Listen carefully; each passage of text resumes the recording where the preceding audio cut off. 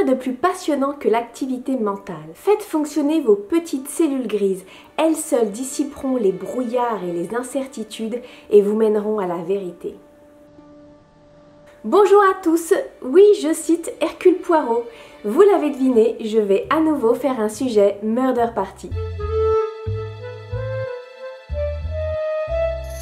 Dans la dernière vidéo sur les Murder Party, nous avons vu comment débuter l'écriture de votre scénario en se basant sur les éléments concrets qui doivent composer votre jeu, à savoir une intrigue principale à dénouer par les joueurs, un lieu permettant un jeu en huis clos, des intrigues secondaires pour intéresser tous les joueurs au jeu, même si leur personnage est éloigné de l'intrigue principale, les liens entre les personnages pour que les joueurs ne se retrouvent pas seuls au début de la partie, sauf si c'est une volonté de votre part face par exemple à un participant particulièrement perspicace. Et enfin, la mise en place d'enjeux et d'objectifs précis et forts pour chaque joueur. Aujourd'hui, nous entrons plus en détail au cœur de ce sujet qui nous mènera à l'inspiration pour créer une histoire digne de ce nom, ou digne tout court, ou jouable, on fait bien ce qu'on peut. Bref, nous aborderons les raisons de votre huis clos, l'époque à laquelle vous le situerez, le point de départ de l'intrigue et les connexions indispensables entre les personnages.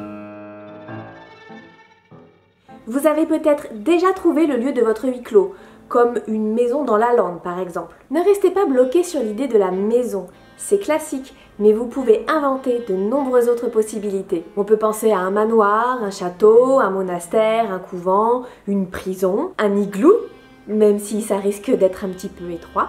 On a aussi le pensionnat, le restaurant, l'hôtel, l'auberge, la fameuse auberge perdue dans la campagne, dans le brouillard. Je suis certaine que vous pouvez encore trouver plein d'autres idées, mais celles-ci vous donneront un point de départ. Maintenant que vous avez lieu, il faut trouver une bonne raison pour que vos personnages soient coincés à l'intérieur. Ah oui, on a créé un huis clos, non? Ils peuvent être coincés par une tempête, une coulée de boue, la fameuse tempête de neige. Vous avez aussi la fameuse route barrée.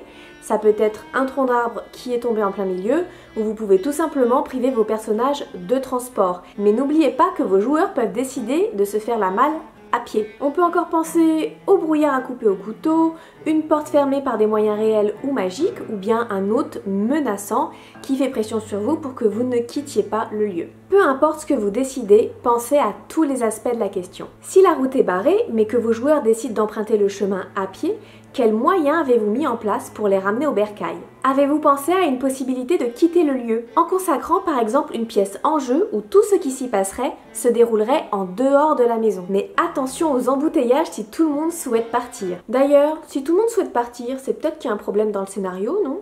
Y a-t-il le téléphone dans votre huis clos? Vous pouvez décider de le couper ou juste de l'enlever. Vous avez trouvé un moyen de coincer vos joueurs sur le lieu de la partie? Bien, je crois que nous avons soulevé une question intéressante. À quelle époque se déroule-t-elle?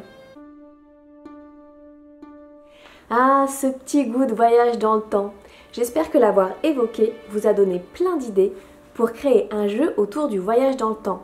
Mais oui, il faut trouver l'inspiration partout où elle est. Et reprenons. À quelle époque situez-vous votre action?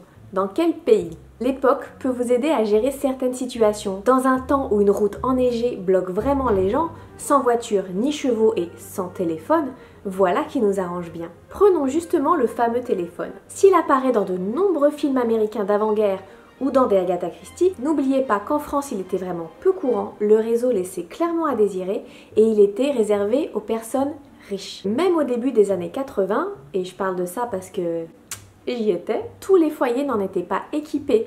Et en plus, les combinés étaient souvent loués aux télécommunications, comme les box internet de nos jours. On le débranchait pendant les nuits d'orage pour éviter l'électrocution. Voilà une bonne raison de débrancher le téléphone.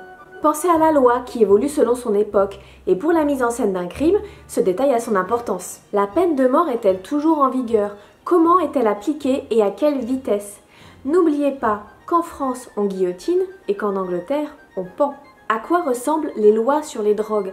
Savez-vous par exemple qu'avant les années 70, l'usage de drogue était peu réprimandé par la loi? On punissait essentiellement l'usage collectif pour une répression de l'opium. Les femmes étaient également beaucoup moins protégées par la loi. On ne poursuivait pas leur mari si on les battait. On ne poursuivait pas un violeur. Et on était bien plus sévèrement puni pour avoir avorté ou fait un avortement que pour avoir battu son enfant à mort. Ce que je vous raconte n'a rien de très réjouissant, j'en suis consciente, mais admettez que les choses ont énormément évolué et que vous devez prendre ces détails en compte. Je vais profiter de cet instant pour me réjouir de l'évolution de la condition des femmes. Les principes moraux aussi évoluent avec l'époque. Et là encore, je vais beaucoup vous parler des femmes. Comment traite-t-on les filles mères par exemple? Et les veuves? Ça peut vous paraître étonnant comme question, mais elles étaient extrêmement indépendantes au siècle des Lumières, contrairement aux femmes mariées. On sait aussi que jusqu'il y a peu, les femmes devaient avoir l'autorisation de leur mari pour travailler et pour disposer de leur argent.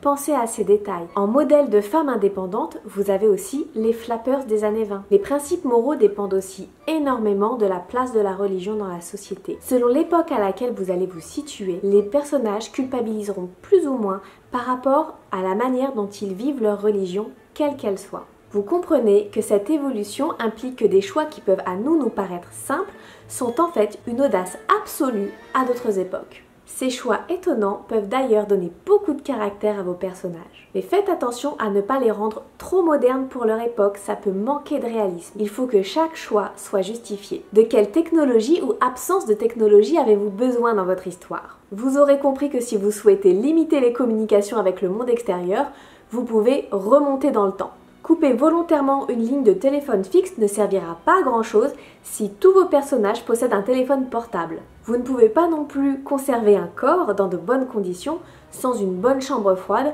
un frigo ou un congélateur. Souvent, on choisit une époque parce qu'on en aime bien les costumes et l'ambiance. Cette raison est aussi valable qu'une autre. Elle peut aussi permettre à des joueurs débutants de se mettre plus facilement dans la peau de leur personnage s'il est physiquement plus éloigné de lui ou d'elle. Si justement vos joueurs sont débutants, faites tout de même attention à l'accessibilité des costumes. Ce n'est pas toujours évident de trouver à louer ou de fabriquer une robe à crinoline par exemple. Vous avez réglé vos soucis de ligne temporelle, vous avez évité tout risque de rupture du continuum espace-temps. Mais que va-t-il se passer au juste maintenant ?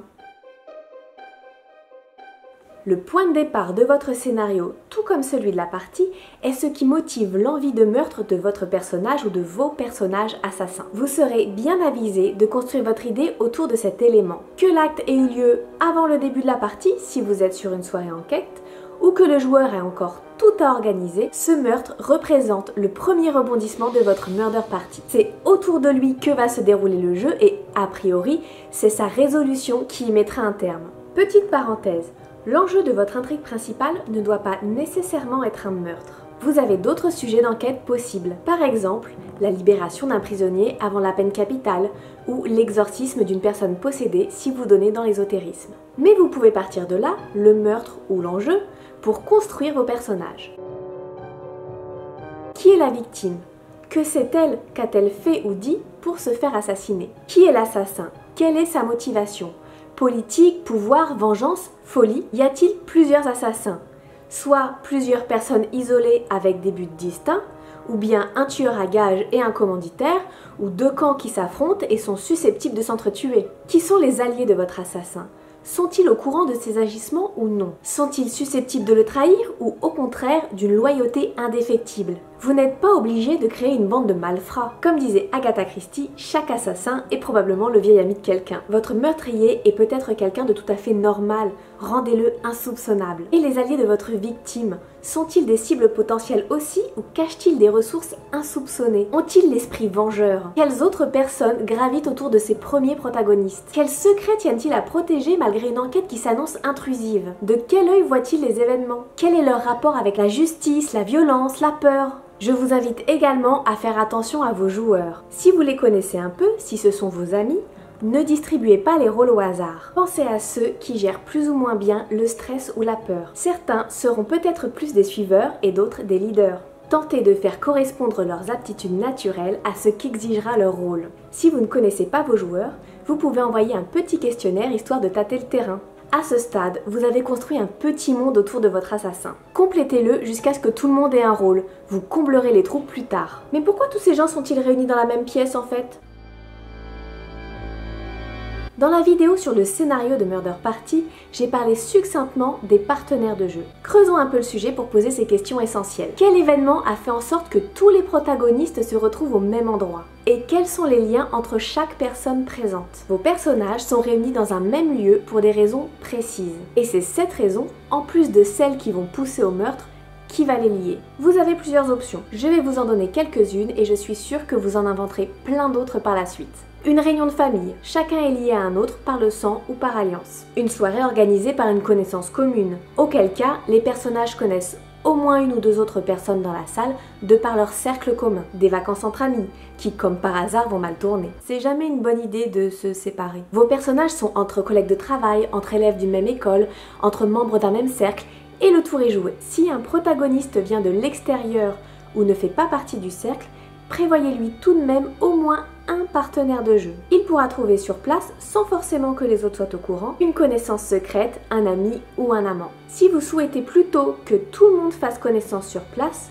les partenaires doivent représenter l'exception. Que chacun soit obligé de faire l'effort d'aller connaître l'autre mettra tout le monde sur un pied d'égalité. Pourquoi est-ce que je vous conseille de donner à chacun des partenaires de jeu? Parce que c'est très difficile de commencer seul une investigation ou juste un jeu de rôle. Si vous n'êtes pas très liant dans la vie, ce qui est mon cas, c'est très difficile, en plus de devoir se mettre dans la peau du personnage, de devoir faire le premier pas vers des personnes que vous ne connaissez pas. Connaître un autre protagoniste permet de briser la glace et aussi d'avoir des discussions en jeu pour débuter la partie. Les fiches de personnages peuvent être très complètes, mais même en improvisant très bien, on arrive rapidement au bout de la sempiternelle question: et qu'est-ce que vous faites dans la vie? Vous avez désormais pensé à de nombreux aspects de votre scénario. Les circonstances et les raisons de votre huis clos, l'époque, le pays, voire la région dans laquelle se déroule votre histoire, le nœud de votre scénario, un meurtre ou une enquête à résoudre, les connexions entre les personnages et leur raison d'être là. Vous avez donc déjà un tableau qui commence à se dessiner.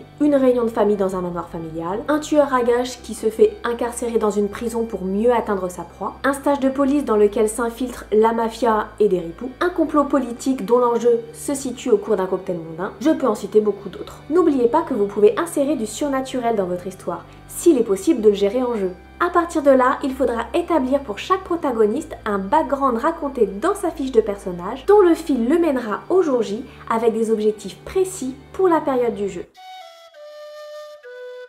Pensez à vous abonner, cliquez sur la cloche, partagez parce que ça fait plaisir, et vous pouvez aussi rejoindre les challenges en cours sur Wattpad et voir mes illustrations sur Instagram. Toutes les infos sont dans la description. Faites travailler votre imagination, écrivez, créez et à bientôt!